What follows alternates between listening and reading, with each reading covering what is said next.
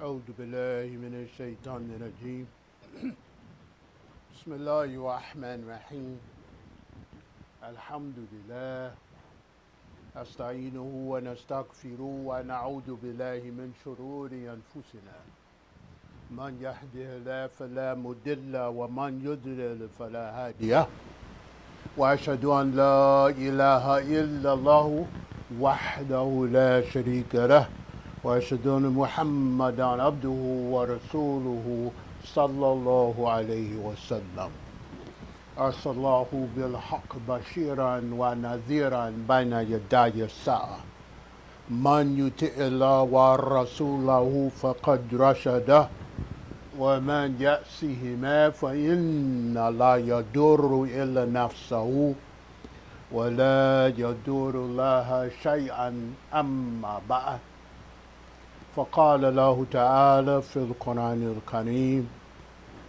في سورة النساء بسم الله لا يستوي القائدون من المؤمنين غير أولي الدار والمجاهدون في سبيل الله بأموالهم وأنفسهم فضل الله المجاهدين بأموالهم وأنفسهم على القائدين درجة وقل وعد الله الحسنى فضل الله المجاهدين على القائدين أجرا عظيم درجات منه ومغفرة ورحمة وكان الله غفورا رحيما وصدق الله العظيم بارك الله لي ولكم في القرآن الكريم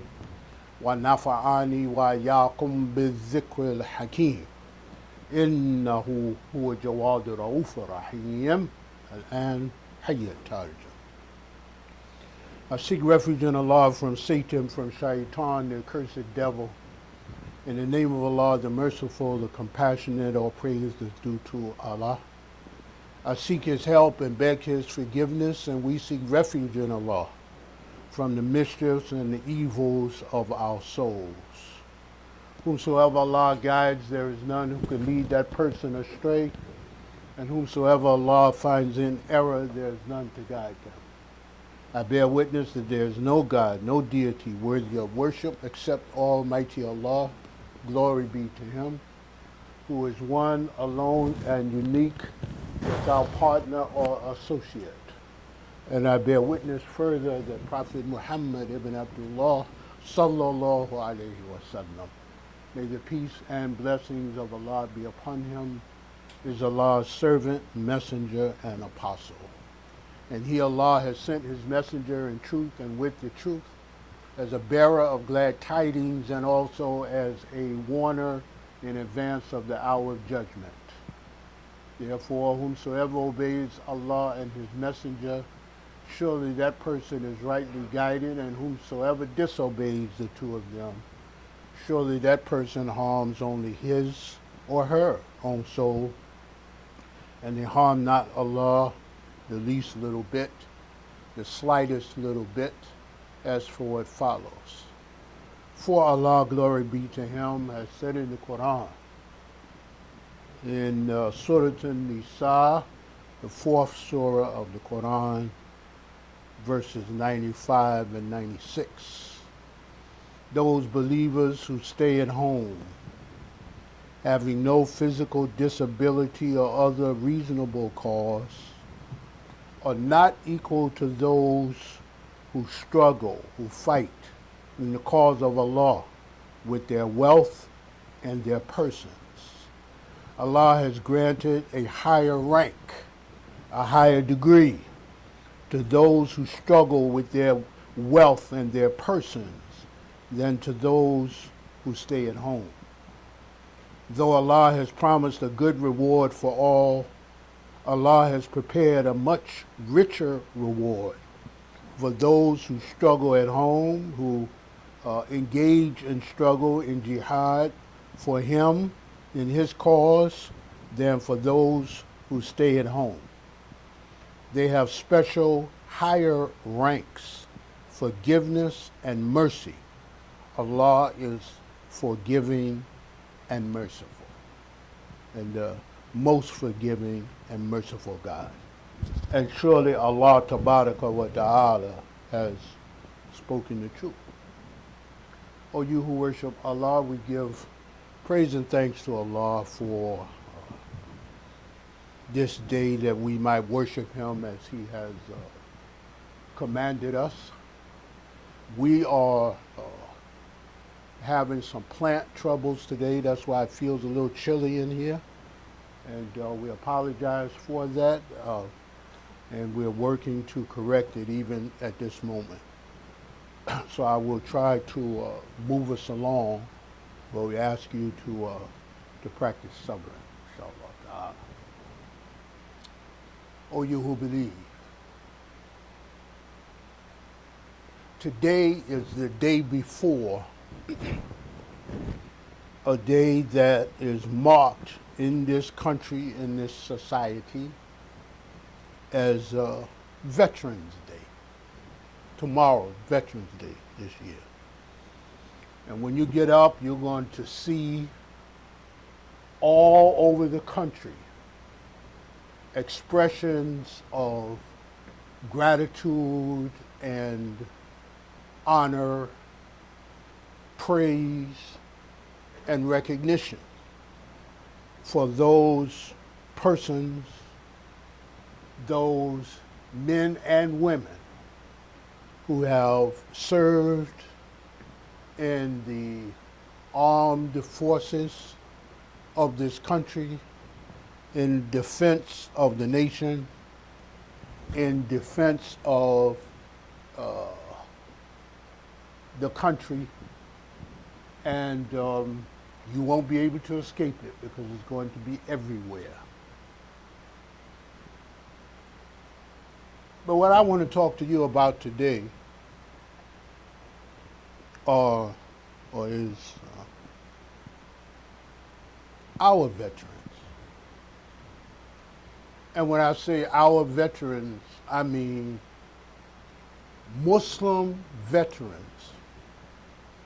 engaged in the struggle to establish Islam in America, to establish freedom, justice, and equality in America before there was an America. So pay attention, because I'm going to relate history that some of y'all don't know, that too many of us don't know. We live in a country, some of us born and raised in the country, been here centuries. Some of us, relatively speaking, just got here, come to this country from another, but don't know the history of the country in which we live.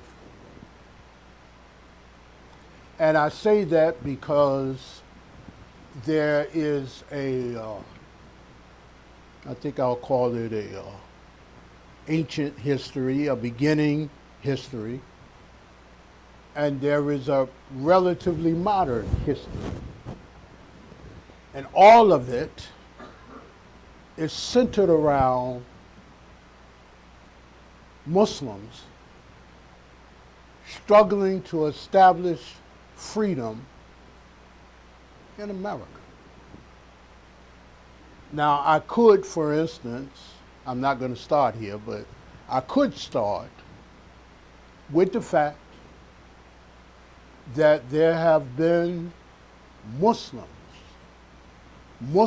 adhering to the Quran and the Sunnah, Muslims who by every definition of the word can be counted amongst those who believe in Allah and His Messenger, and who fast and pray and make the Hajj and pay the Zakah, who declare La ilaha illallah Muhammadur Rasulullah. I feel that in order to comment on our veterans, I want you to remember that phrase, that I have to go back and remind you of how we got here in the first place, how Muslims got to America in the first place, how Muslims came to be in the first place. Now, in doing that, I won't, but I could go back to before any events occurred in America that are leading to people all over New York City calling for taking down the statues of Christopher Columbus. See, I could go back there. I'm not going to go there. That's a different khutbah. But what I mean by that, I could go back to, before Columbus found his way here, being lost, you know the history. I read an essay the other day, the current president of Turkey. I don't know how it came up. The president of Turkey, somebody asked him, said, is it true that Muslims were in America before Columbus? They asked the president of Turkey there. Turkey that. He looked at them and said, yeah, that's true, man. With a tone like, you don't know that? But that's not where I want to start. Because this struggle to establish Islam really begins with those Muslim African slaves or enslaved, Muslim African captives enslaved in America. Because that's where the Islam starts in America. Those of you who don't know that history, or those of you who are not descended from those Muslim African slaves, you need to learn the history. Man. You need to learn the fact that, during the Atlantic slave trade, that 25, 30, 40% of those captive Africans who were brought here, imported by force from the Senegambian region of West Africa and other parts of West Africa, they were Muslims. This is all in the history, man. All in the history of America. Muslims who were enslaved on plantations in the South, smuggling Qur'ans, fasting even though they were enslaved, making salah in secret in an effort to preserve the kalimat shahada that had been written on their hearts.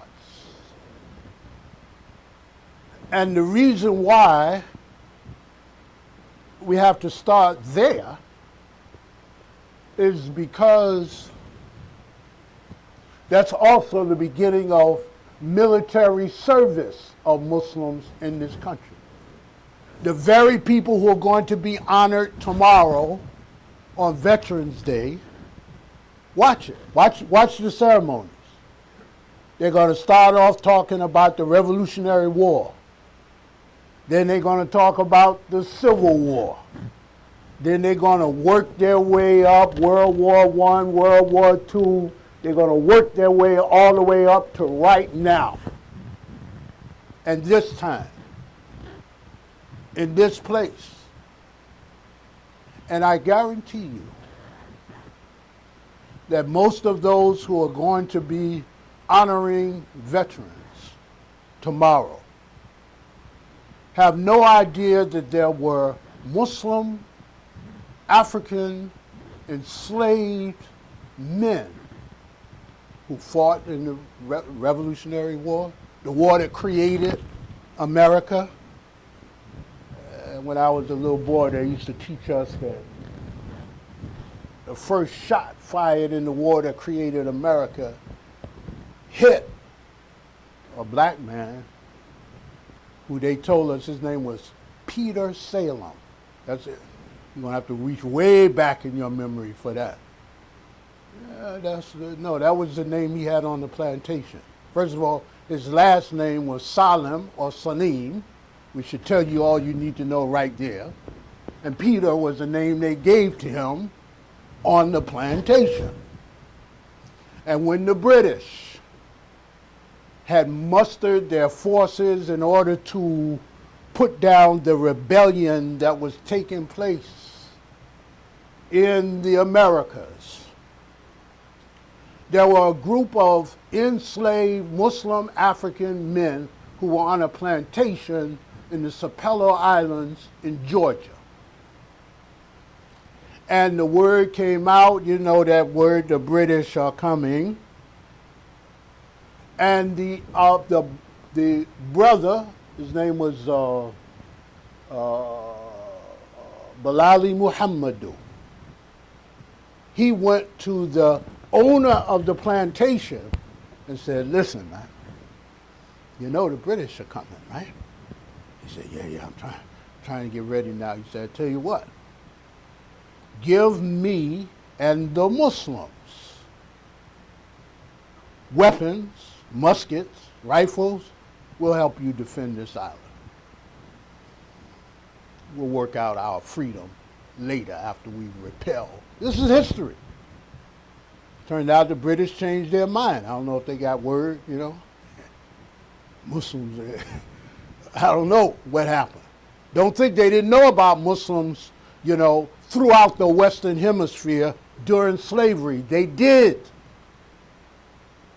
Because the enslaved Muslim Africans were usually a problem. They were a problem in Brazil, where throughout the 1800s, early 1900s, they waged about 10 jihads. They were a problem in the Caribbean, Puerto Rico, all these. Wherever they went, they were a problem because they were Muslim.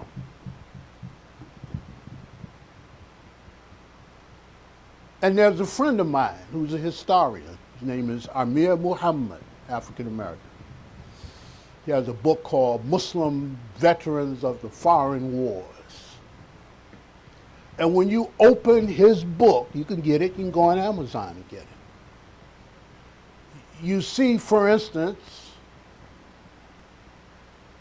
that during the Civil War, what they call in America the Great War that created the country.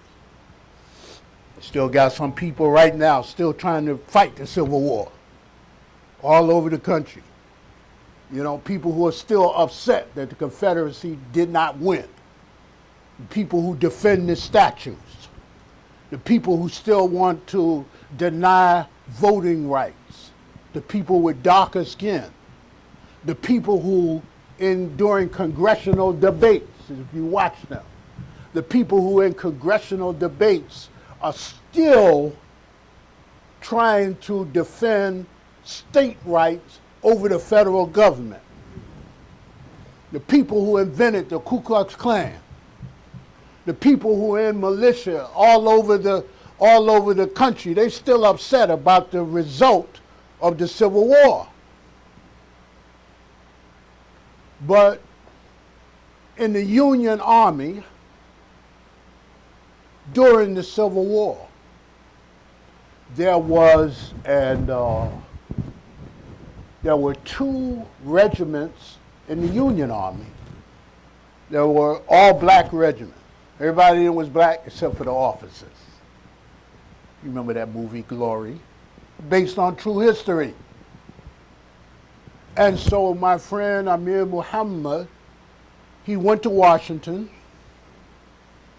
He went to the Library of Congress, and he pulled up the roster of those who were in the Army during the Civil War. They still have records. He starts going through the records. This is what he finds.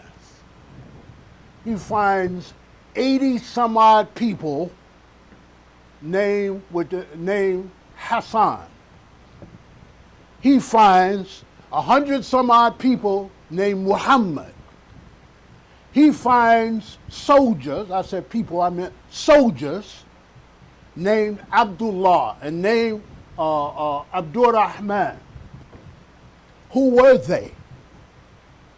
They were African Muslim slaves who had been freed, or their sons. It's American history, man. You don't see any monuments to them in any city in America, but they were there. And then by the time the next World War I and II broke out, Muslims start migrating to America from Albania, from Turkey, and other parts of the Muslim world, and their names are in the records of America as having been soldiers in the on the American side, in the American armed forces, fighting for freedom in defense of the land. And of course, I just bring it right on down through, Korea, Vietnam, all the way up to Iraq and Afghanistan. So what should this teach us? This should teach us, number one, the fallacy of when these racist people start, talking as if Muslims having fought and bled and died just like everybody else. As if Muslims didn't help create or rather defend and create the nation in which all of us are living. Those whose narrative would deprive Muslims of the right to live in this land, man, turn them all back, man. Oh, they Muslim, they come from this, that, in the country, bar them at the gate, Muslim ban. Send them back, man. Listen, man. If you had done that from the beginning, it might not be in America right now. If you didn't have Muslim soldiers in the armies of America along with everybody else standing in defense of liberty. So I cite that in order to give you something to think about. And so that when you see all the pomp and the circumstance tomorrow, you won't have an idea in your mind, well, that's about somebody else, that ain't about me. No, it's about you too, man. The late Imam, our brother, Imam, Warithuddin Muhammad, Rahmatullah alayhi, may Allah have mercy on him. Forgive his sins and have mercy on him. Reward him with Jannah. My favorite saying of his, he defined America. And he said, and I quote, he said, America is a shared freedom space, he said. It's a shared space that people come to in order to experience or strive for a degree of freedom. And I thought about that when I heard him say that, I said, well, yeah, that's true. And our struggle in America is against those who want to deny us our place in the shared freedom space. They want to be free for everybody except us. They want to be free for everybody except the people of La ilaha illallah Muhammadur Rasulullah. You can be anything or believe anything. We live in a country, people make up religions, man. And sometimes get more respect than those of us who strive to practice a religion that Allah has revealed. So that's number one. Number two, so when I said our veterans, I mean those amongst the veterans who have been Muslim, just like you and I are Muslim, and who have served and paid the price, just like everybody else. who claims freedom. That's number one. Number two, when I say our veterans, I'm speaking of those brothers and sisters, men and women, who as Muslims in America have soldiered to establish Islam as a way of life in this land uncompromisingly. Uncompromisingly. Some of them had, different degrees of knowledge as to what constitutes Islam, different understandings of Aqidah, the fundamental and binding beliefs of the Muslim. If you ask them, what is your religion? They tell you, I'm a Muslim. Who do you worship? I worship Allah. And when we look now, and we see, for instance, here in New York City, where there are approximately 350 or so masajid in New York City. I believe I need to check with the NYPD to make sure, for the accurate number. But there are about 350. There are some people sitting in this room right now, including myself, who remember when there were 10 or less masjids, La ilaha illallah Muhammadur Rasulullah, masjids in New York City. Now it's 350. There are about 4,500 masajid throughout the country, throughout the nation. How did this come to be? Through struggle, through fighting, struggling in the courts. Why do you think you can come to America now and walk around with your beard and nobody bother you on the job? I walked into one police plaza one day, and I'm going to see a deputy commissioner. The woman sitting at the deputy commissioner's desk is a muhajaba. She's African American, got her kimono. I said, wow, man, this is some heavy stuff here. It has not come just from good graces of those in authority in the land, or because people like you or like us or like this way of life. It is because it is the result of struggle. People who sued on these jobs. Go to the Division of Human Rights. I'm not even talking about nationally. New York State, you'll find lawsuits there of Muslim men who waged battle. You think there's only one place to wage jihad, man. There's all kind of levels of jihad, of struggle, fi sabilillah. People who said, no, man, you're not going to do that to me. I'm not Christian, I'm Muslim. I got a right to wear my beard. I got a right to dress the way I want. I got a right, if I come here from a Muslim country and my name is Muhammad, I got a right to walk around without changing my name to Mo and be respected and not be bothered by people. I'm a Muslim. When I am somewhere and they talk about the civil rights movement in America, got news for you. Everybody is so knows, civil rights movement, alhamdulillah, Dr. Martin Luther King Jr., okay, everybody know that history. A lot of people don't know the history of the movement, though.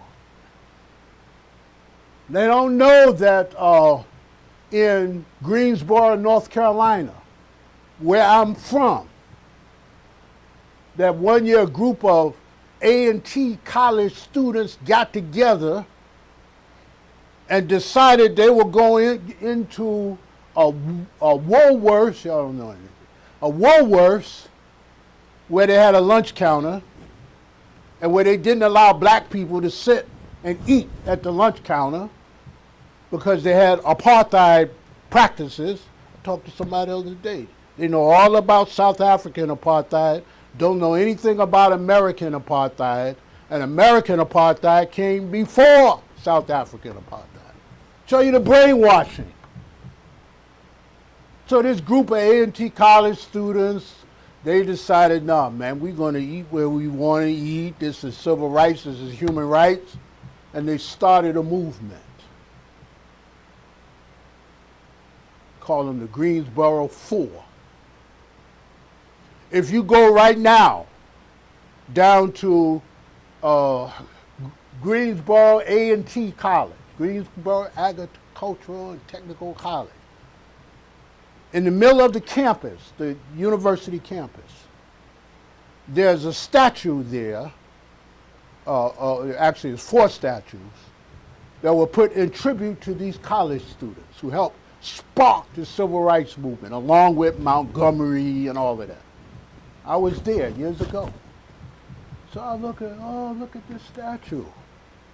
So I walk up to the 4 statues, and at the base, their names are etched in stone.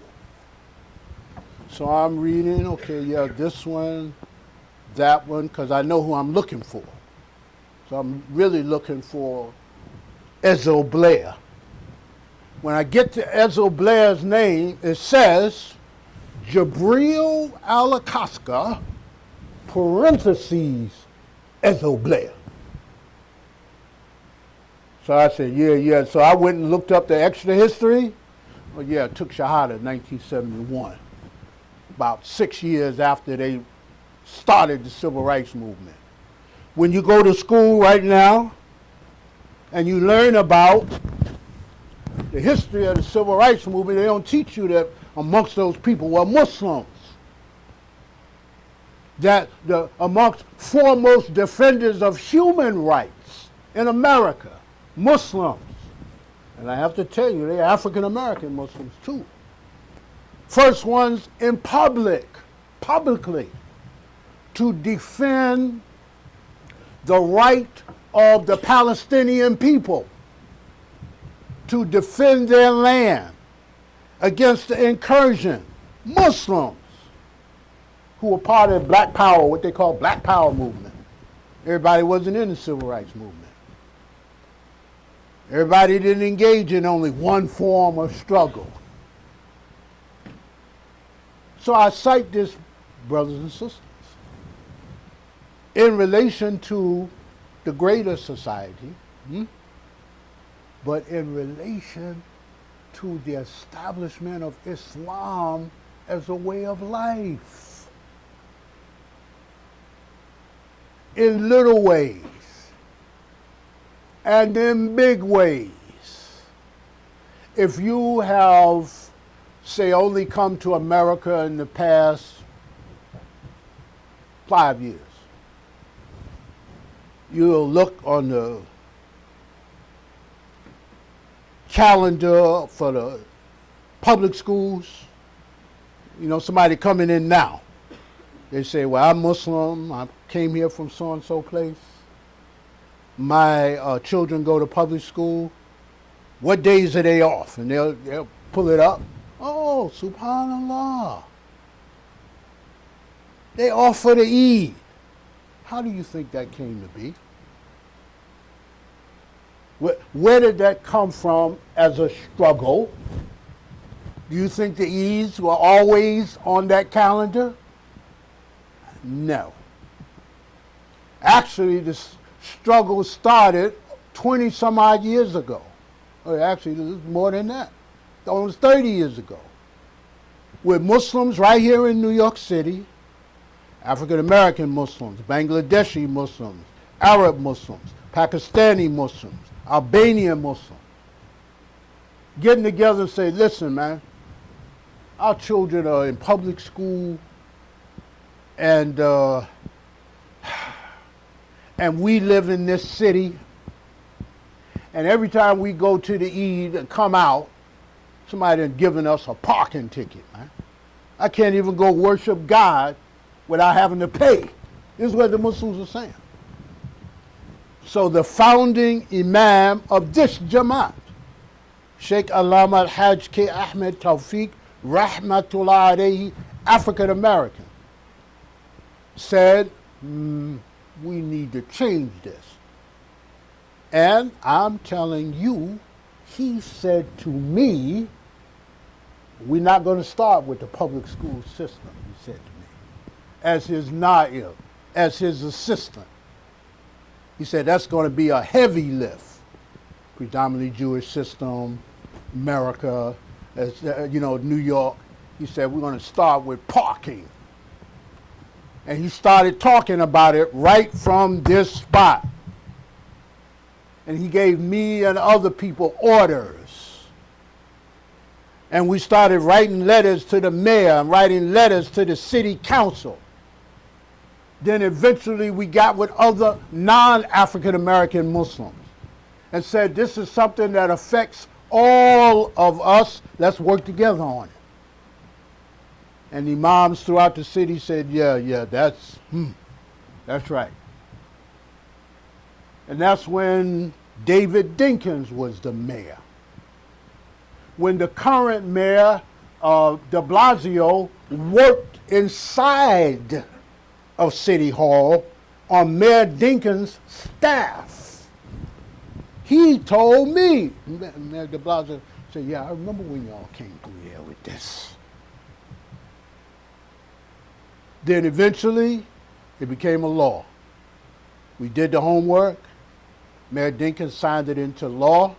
First time the Eids were placed on the New York City calendar, it was the Department of Transportation calendar. Eid al-Fitr, Eid al-Adha. You'll experience that right now. 3 days for each Eid. How do you think it got there? Through struggle, through work. And then when the young next generation came up, they took it to the next level. Well, the parking has already been there. It's been there a quarter of a century. So let's get these changes made on the Board of Education, Department of Education calendar, and so it is now. Oh, you who believe. I cite these things for you because there are too many of us that don't know. We take things for granted. We take for granted. And I'm going to ask those of you who have your phones out, and I'll put them phones away, man. Don't take any notes in here during Juma. Don't be filming nothing. You want to film, go to MIB Harlem on YouTube. The whole Kutbah's up there every week. Been there for years. Okay? You want to take notes, take mental notes. All right? I'm sorry to break the continuity, but I have to point these things out. When we come to Juma, we're supposed to sit and listen attentively, and that's it. The only people worried about pushing buttons are those brothers right there in that booth. Everybody else, sit and listen attentively. So I share a little bit of this history so that you will have an appreciation for the fact that Islam has been established in America through struggle, just like it has throughout the whole world. Political prisoners in America did not just start with 9/11. There are mostly men, Muslims, in prison, been there 40 years, and stuff like that. Members of the Black Panther Party, members of the Black Liberation Army, and all of that kind of stuff, male and female, who decided that they would take a different track to struggle for their freedom. And those who weren't killed were in prison. They're still in prison.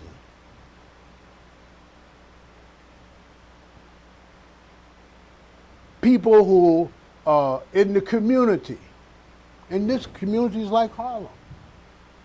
Islam and Muslims are a vital part of the legacy of Harlem, right? They used to call Harlem, I don't know what they're calling it now, But they used to call Harlem, the Mecca of black America. I don't know if we can still hold on to that title much longer. But I'm just saying, you know what I'm saying? And we should not think that the degrees of Islam that have been established have been done by someone's good graces, other than Allah's. So when Allah says in the Quran, those believers who stay at home, meaning they're home, they're at home having no physical disability or other reasonable cause, are not equal to those who struggle in the cause of Allah with their wealth and their persons. This is during the time of the Prophet, and now Allah is saying you're going to get a reward for all of your Islamic practice. You believe in Allah and His Messenger, you're going to be rewarded by me.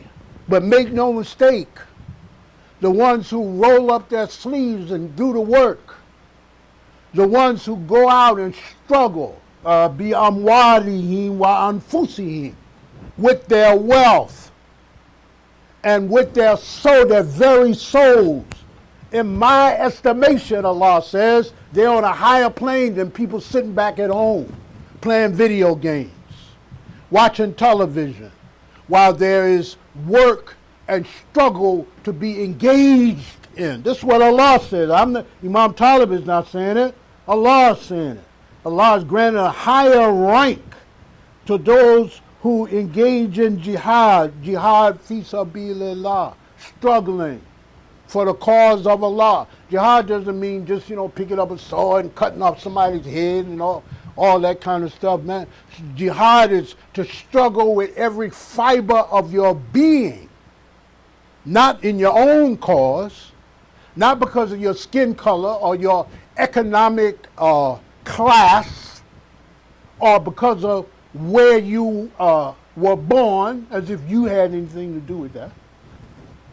You don't have anything to do with where you were born. You don't have anything to do with your skin color unless you're born with one color and trying to change it to another. These are incidentals. Allah has said that the people of Taqwa, they're the ones who He holds in highest esteem. So when He says to us, the higher degree is for those who struggle. Though Allah has promised a good reward for all, He's prepared a much richer reward for those who engage in struggle for Him than for those who stay at home.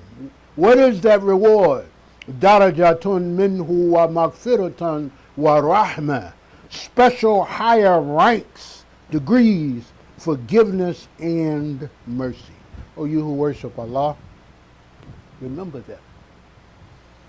Because there are many people for whom Allah has sent the angel of death, who spent their lives struggling to establish Islam in America, to make Islam respected. And they practice a degree of Islam that was respected in the society. Nobody running up on their women, pushing them down those stairs, or snatching the khimars off their head. And, listen, those of us who are older than younger in this room, we don't know nothing about that. Because, in the 60s and 70s and 80s and 90s, somebody put their hands on one of our Muslim women, they paid the price. Now they run and call the police, who arrive after the fact, after the perpetrator has run off.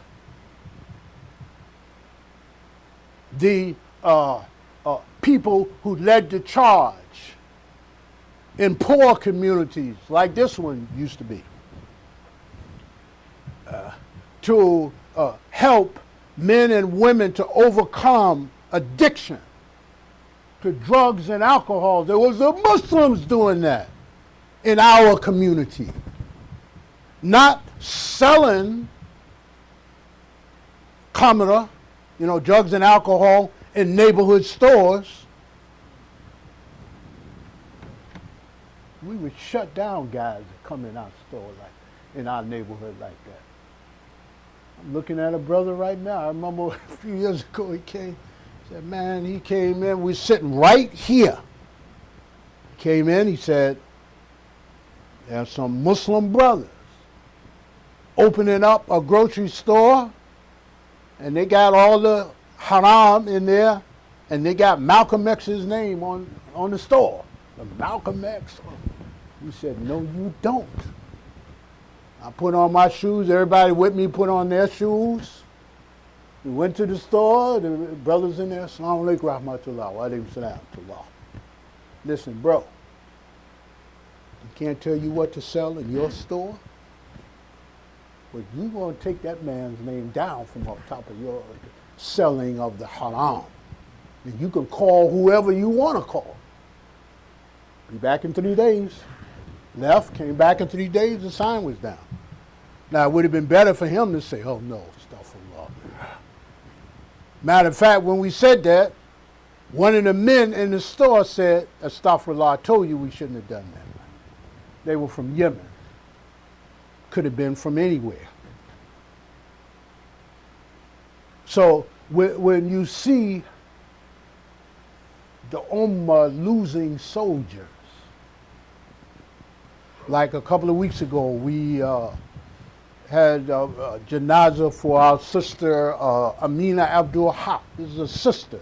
She wasn't carrying no gun, running up and down the street. She just standing for Islam with dignity. Day before yesterday, we had the janazah in Brooklyn for one of our founders, Saeed Abdul Salam, Imam, Sheikh. Hundreds of people there. And hundreds even at the gravesite. These are our veterans. The people who you've seen standing in public, defending the principles that we hold sacred in Islam, men and women. The Muslims who you see out in the street feeding the hungry and marching for justice, not because something happened to a Muslim, but because it was right. So remember our veterans, those whom you have known, who have passed on. Make dua for them, men and women. Those who you see now, strive for the higher rank for yourself. I tread lightly saying that. When you speak the truth, truth has power, so you have to, wield it carefully. But whose army are you in? What struggling do you engage in? Are you of those who just, sit at home and suffer no hurt, no higher degree of sacrifice, and then come to the masjid, one day a week on Friday, and then pray, and then you out of here to the next Friday? Whose army are you in? How will the Islam be established if all of us take that position? Think about that, you Muslim men, and strive to be of those in the ranks who strive to establish Islam. سبحانك اللهم وبحمدك أشهد أن لا إله إلا الله أستغفرك وأتوب إليك.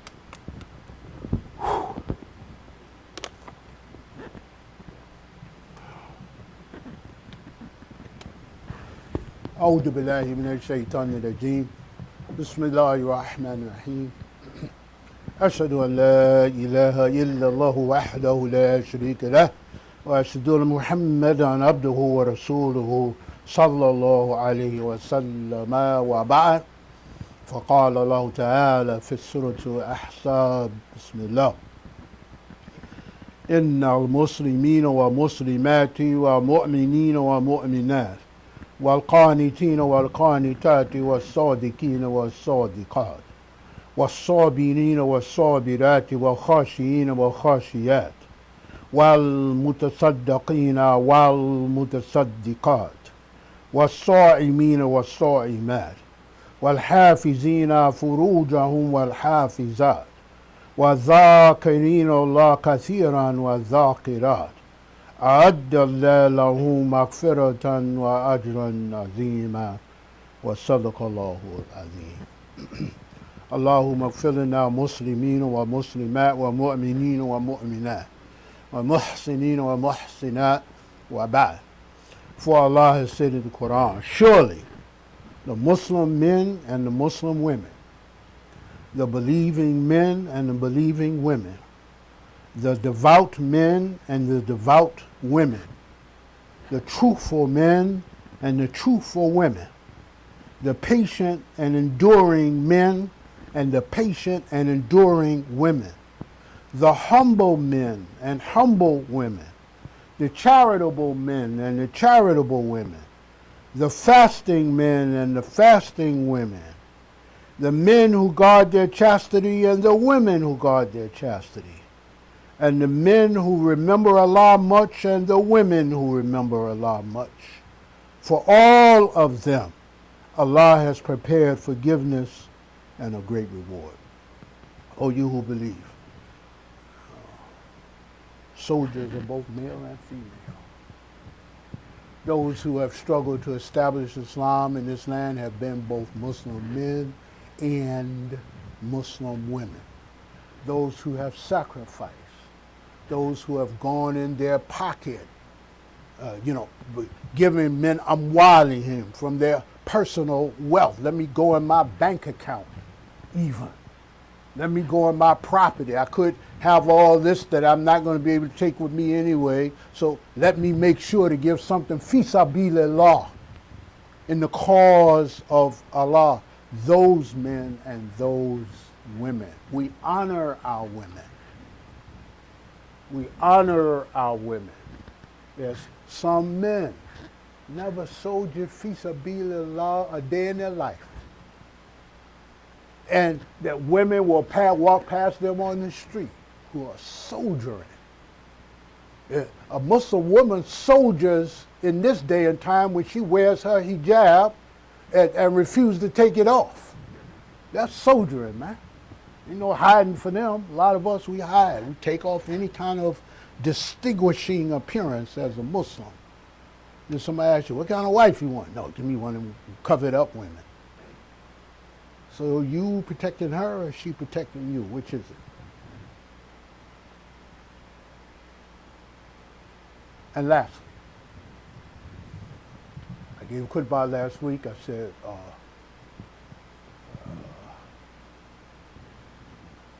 I reminded us of what Allah has said, the believers, men and women. And you notice how Allah make it a point to say that? Men and women. Righteousness is not genderized. Righteousness is a characteristic of the nafs, of the soul. And he said the believers are men and women are protectors one of another. And I talked about this Muslim mother who is in a court trial right now, Hawa Ba. Police killed her son Muhammad Ba 5 years ago unjustly. She called the police to help get her son to the hospital. They show up and gun him down. 8 shots, point blank range. So some of you, in response to my encouragement, have come down to the court. You were there, I saw you down there. I'm down there every day, every single day I go down. Well, the trial is almost over. Closing arguments are this coming Monday.